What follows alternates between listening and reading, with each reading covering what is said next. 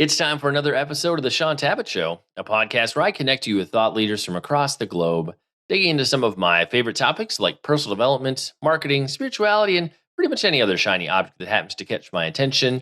Today, my special guest is Christopher Peyton Miller, and we're going to be discussing his book, Pixilated Practices Media, Ritual, and Identity. Chris, it's truly an honor, sir. Welcome to the show. Thank you, Shaun. It's good to be here. Well, this is the first time Chris and I are meeting today. I know he's going to be brand new to most of you in the audience. So we're going to kick this off by having Chris share a bit of his origin story. So, Chris, for all of us connecting with you for the first time in this conversation today, what are a few things we should know about you? Um, well, I am a licensed professional counselor, so I strive to be a good listener. And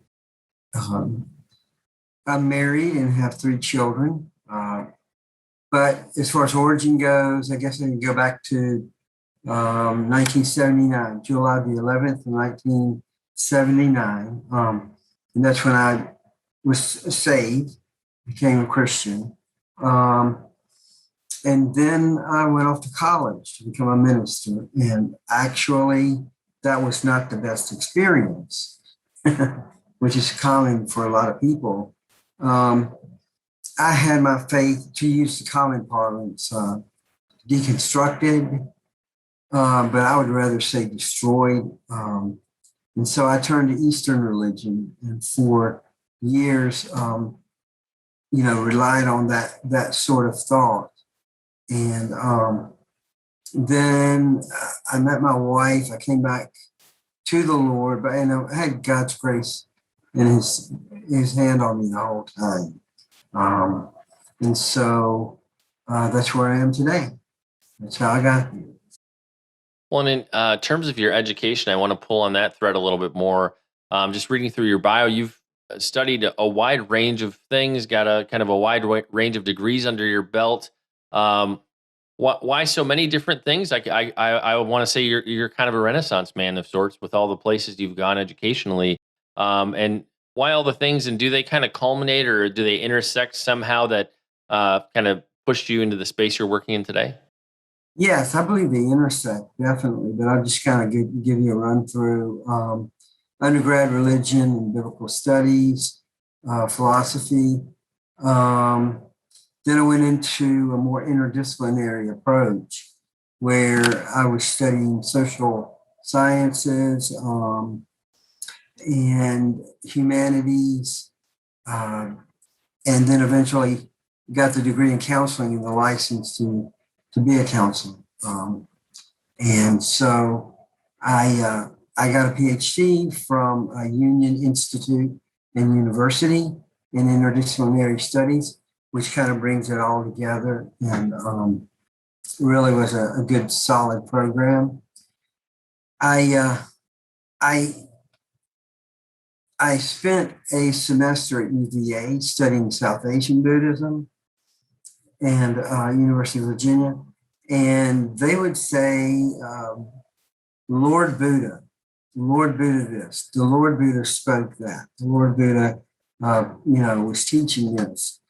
And in the classes, whenever I heard that, I always cringe, and I would ask myself, all right, who is your Lord? And I really had to come to, that was an epiphany for me. I had to come to an understanding that Jesus is my Lord. And, so that I had to let that go. And as the Buddhists would say, don't desire and don't grasp at it.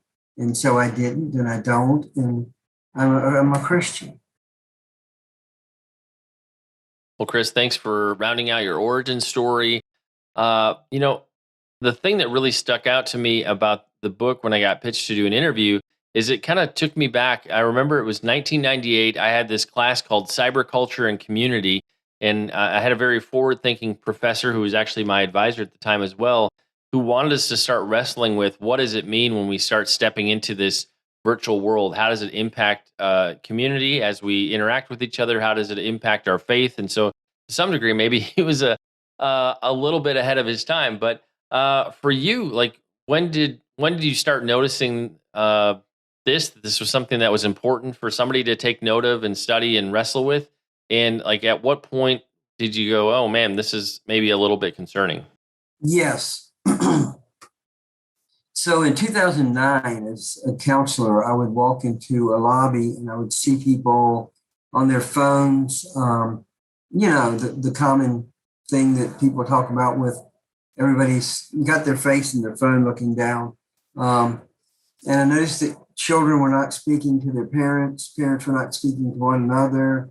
Um, and that to me became a warning sign that there was a distraction going on in relationship. And I think relationships are important. I think language is important and what we say is important. And so I get people in session and they're like, their communication skills are poor, their social cues are reading social cues. And not everyone, but I would have a number of people who would have those difficulties. So, recently we at church saw a video during a morning service, and it was about a missionary. And I don't know why I'm telling the story. I think it's a pretty practical one. Everything in the video was orchestrated. The music and as the person told them gave their testimony, the music would change and the camera angles would change. And it was set up really nicely, but it really dictated the way a person would feel and think while that interview was going on. So I guess it became alarming to me in like 2019 again that I needed to return to the idea of fusion in the screen. Well, I want to get back to the fusion concept a couple questions further down the road in the interview. First, I'd love to have you just define how you use the word media broadly in the book. 'Cause I feel like if I throw out the word media, some people are going to think, "Oh, are you talking about the news media, social media? Like, what's the range of meaning you're applying with the word media in Pixelated Practices?" Well, I would define media as television, media, either left or right, it doesn't matter. You're still getting these images and being bombarded by images. I would include internet, phones, social media, uh,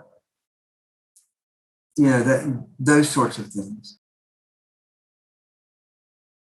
And if we try to put ourselves in this pre-internet age, which I think for people, I'm a Gen Xer, and so people that came after my generation, they almost really don't know a life without constant connection to the internet. But before that, like, how did ritual help us to define our experiences and our reality? Obviously, ritual has been severely modified with our mediating devices at this point, but prior constant connection, constant distraction, how are we maybe able to understand the world differently? Well, in earlier times, media was not that big of a factor for us, and ritual, I would say, it's a process of reaching um, into a space which is connected with the divine, with God, with something transpersonal. I think of the story of tribes who walk on fire. Um, when does the observer become part of the process, even though they're not walking on fire? So there's something that happens in a ritual space where it's a process where a person becomes elevated to a higher state or engaged in something that eliminates the self into a union with the other, capital O. And in terms of kind of the I don't know if I want to be a negative, almost not say downward spiral, but I don't know that I want to apply that here. In terms of kind of media beginning to take over or severely influence ritual, I can think back to articles I read where people were like, "Oh my gosh, this radio thing, it's going to destroy the world with how it's going to impact culture." People said the same thing about TV. People said the same thing about once we had widespread internet access. So people have raised concerns throughout the different iterations and expansion of media and communication. So, from your perspective, the ground you've studied to write this book, like what's kind of the pace that it's been shifting at, and then talk to us a little bit about why it's accelerated so much in the past decade. Well, when we look at what we see on the screen of any sort, um, the speed of at which this media phenomena um, has come about has actually reduced our ability to function socially. And, we think that we have choice and we have uh, independence and the liberty to choose what we want to. But oftentimes we have this bombardment of images and representations that that almost forces us into seeing what we don't want to see. So I think that the internet definitely has sped things up, and that's been the major player. Certainly, there were people. I can remember a woman in the church tradition that I grew up in who wrote about how television was evil. And so I've been asked, is media evil? Well, evil is evil. Media can be a mediator of evil, but I think for the most part, we don't have the ability to stop this bombardment of things. You're watching a television program, and then a commercial comes on, and then it's just in your face, and we become pixelated, we become confused, we become disoriented toward what real reality is. Yeah, it is interesting, whether we're talking about the video that you mentioned that you had play at church, or what we see on social media. No one, if we're talking more on social media, no one person has the same experience. It's all very highly curated to our likes, our preferences, to show us certain things. I feel like a lot of times we don't even realize how much reality is being defined for us. I want to get back to a word you'd mentioned earlier, the concept of fusion. Unpack that a little bit for us and talk to us about how it's impacting people's sense of self and identity. And I think to some degree, whether we're talking millennials or Gen Z, the generations that came after my generation, I feel like the challenges in terms of um, self identity, like it's a bigger challenge in those generations that came after. There's a lot more struggle there. So I suspect that just how they were immersed in media way more than my generation was probably did make an impact on that. But back to my question, talk to us about fusion and how it's impacting self and identity. Okay, well, fusion actually is what I see as the individual process whereby a person becomes engaged, engrossed, seduced, violated by a media. And again, that the whole idea that we don't always see what we thought we were going to see. Fusion also is the concept that I use to designate how we are connected to media. And the idea of process is important. The idea of relationship is important. We become part of a relationship with media. And fusion is, as far as identity goes, is not allowing us the freedom to identify as children of God, as being created in the image of God. Instead, we are rather defined by media. And so fusion is what I call a subject media process.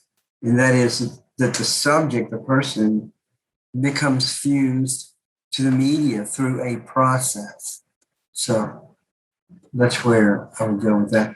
There are a number of concepts in the book that I would love to unpack, but there really there really are quite a few of them that I think are important for people to know about.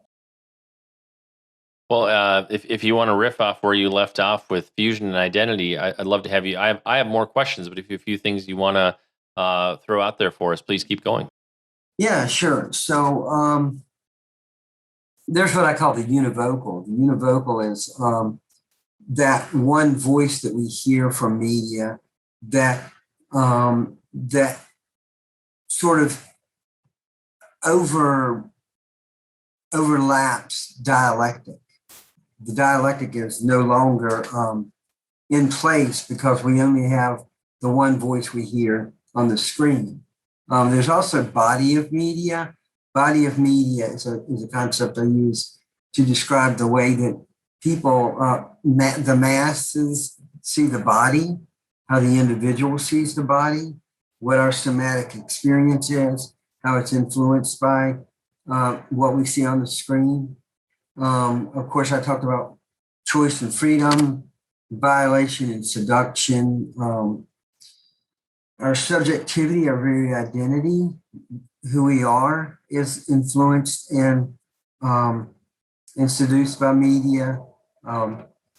And we walk away from media pixelated. We think we walk into a real natural world, but we often have a reminiscence of what we saw on the screen that somehow influences the way we see reality in the real world.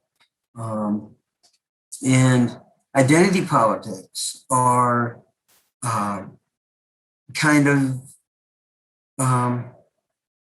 the ball is intercepted on those because we can look at the way media defines us and then wonder where we got our identity and then why we want to promote, the personal is the political and that kind of thing. We want to promote who we are, but a large part of who we are is who we become through media interaction.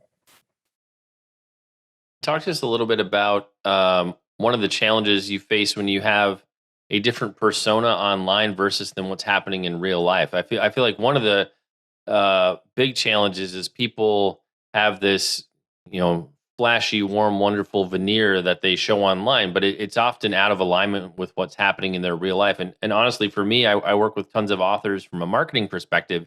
And one of the things I tell them right out of the gate is whatever you're going to portray online, have that be the person you really are, because that's what people are going to expect when they actually meet you or hear you speak or what have you, is that what you're portraying is who you actually are. But by and large, people seem to show something very different than what's happening in their real life. Like, how is living that kind of a fractured life where I'm projecting one thing that's different from reality? How does that impact people? Well, I meet with people every day in counseling and therapy, and there is the sort of divide between what they present themselves to be and who they really are.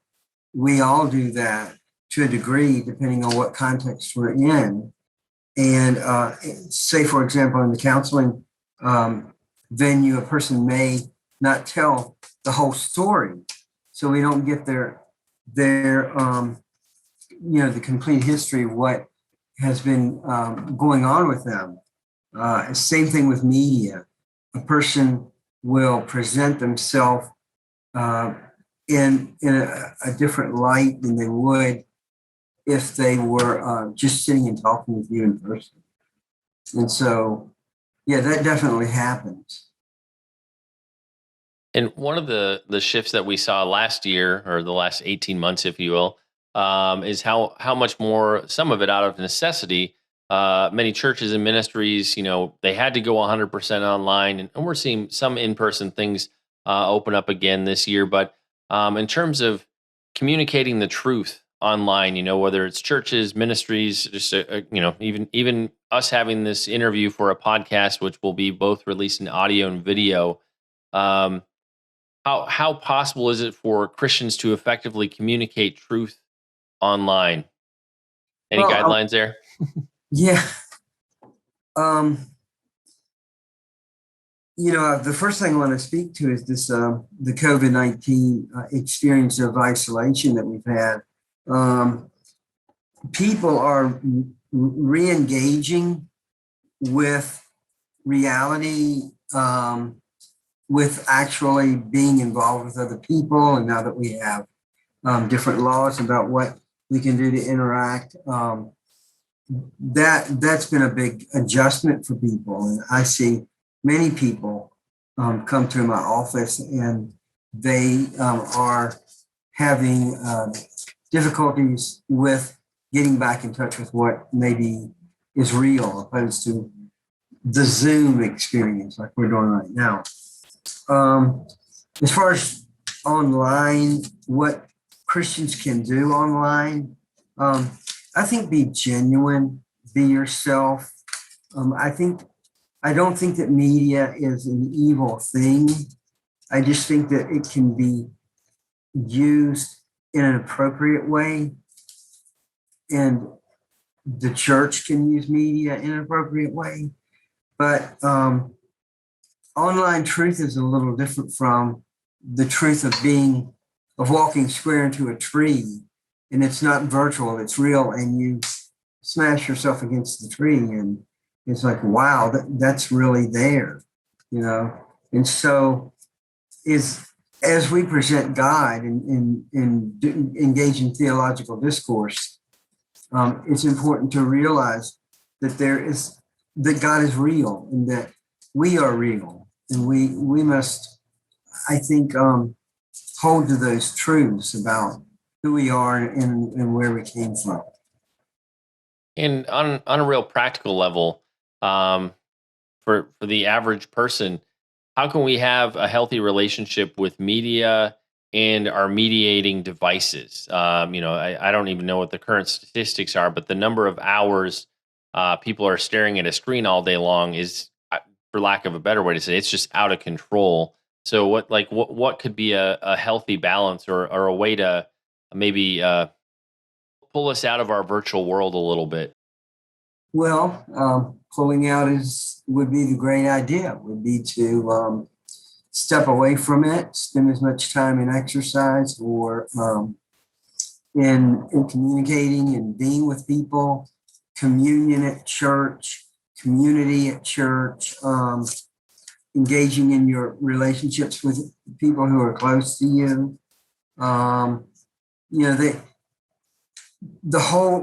The thing I think would be most important would be to start to limit and fast from our involvement with media.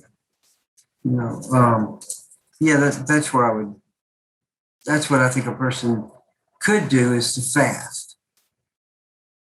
Well, I often think about in terms of the average person's day and having like headspace, or where we get to a place where we're quiet and think and we're kind of alone with our own thoughts. I can think of lots of people I know, and I'm guilty of this some days, where it's like, oh, I want to listen to this audiobook on my run, and oh, I want to catch up on these podcasts, and working on a screen all day. Oh, let's sit down and watch a movie. With the exception of maybe those few minutes when we're having a meal, we can go through an entire day where we're somehow either glued to a screen or we're listening to something where, we're never alone with just our thoughts and just kind of being.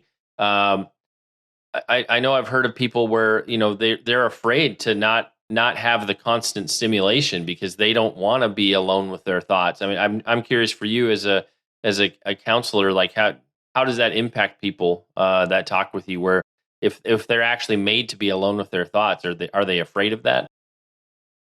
Well, I think that a lot of people are afraid of, even outside of my experience with people counseling.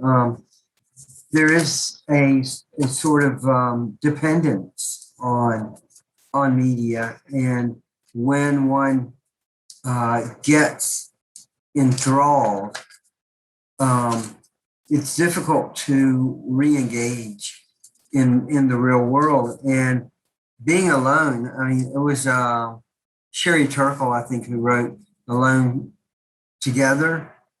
And she writes more thoroughly about that than I do in my book, about the statistics and how it affects the brain and how it affects relationships. But I think that this whole idea of fusion and not being able to walk away from and the screen and be alone with yourself is difficult. Yeah, it's definitely difficult. And in terms of the reader's journey with the book, they get to that last page of Pixelated Practices. Like, what's the takeaway? What's the impact? How do you hope you've shifted them with the time they invest in reading the book?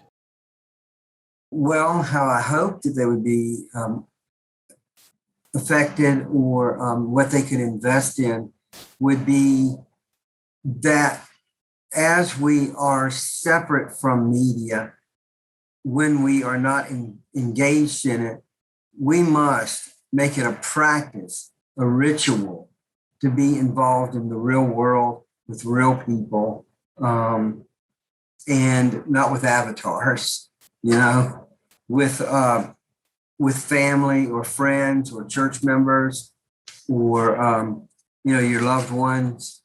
We've missed out on a lot in terms of relationship.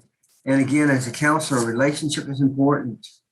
I would say the most important 3 words in real estate would be location, location, location. But the most important 3 words in life and in counseling is relationship, relationship, relationship. All right. Well, Chris, thank you for a fascinating conversation. I enjoyed the book. If you geek out on wrestling with how technology being stuck glued to screens is impacting you and impacting your family and culture around you, this is an important contribution to that discussion. It's time to bring this episode of the Shaun Tabatt Show to a close. Many thanks for being a part of my conversation with Christopher Peyton Miller. Once again, our book today was Pixilated Practices, Media, Ritual, and Identity. The book is widely available wherever great books are sold, so head out and pick up a copy from your favorite bookstore or online book retailer. And Chris, I just want to say thank you so much for sharing with us today. It's been a pleasure. It's been an honor to have you on the show. I really enjoyed it. Thank you.